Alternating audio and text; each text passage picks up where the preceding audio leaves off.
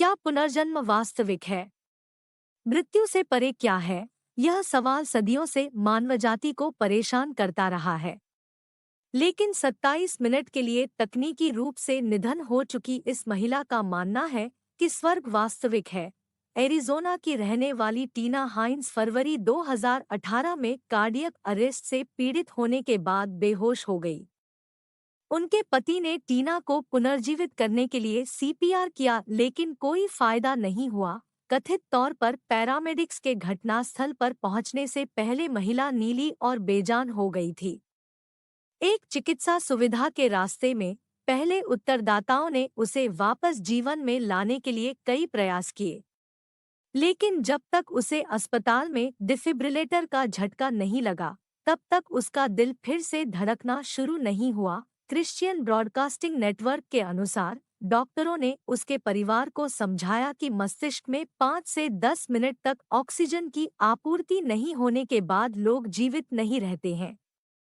लेकिन चूंकि टीना लगभग 27 मिनट के बाद वापस आई तो उसे मस्तिष्क की चोटों या जीवनघातक जटिलताओं से पीड़ित होने की संभावना थी। उसके शरीर को आराम देने के लिए उसे तुरंत कोमा में ले जाया गया। अगले दिन जागने पर उसने कथित तौर पर मृत्यु के बाद के जीवन के बारे में एक अशुभ संदेश लिखा।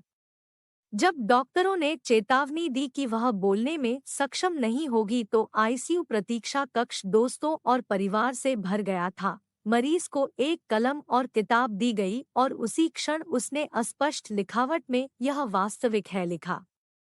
उसके पति के पूछने से पहले परिवार के सदस्यों को उसके पाठ को समझने में कई क्षण लग गए। यह वास्तविक क्या है?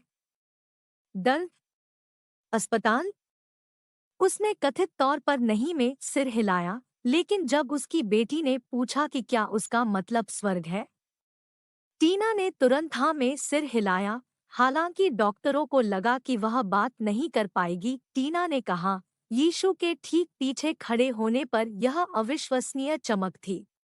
यह सबसे जीवंत और सुंदर पीला रंग था। आज तक टीना अपनी कहानी बताने में सक्षम होने के लिए अपने भाग्यशाली सितारों को धन्यवाद देती है। भगवान ने अपनी दयालुता, अच्छाई और प्यार दिखाने के लिए एक चमत्कार के जरिए मेरी जान बचाने का फैसला किया।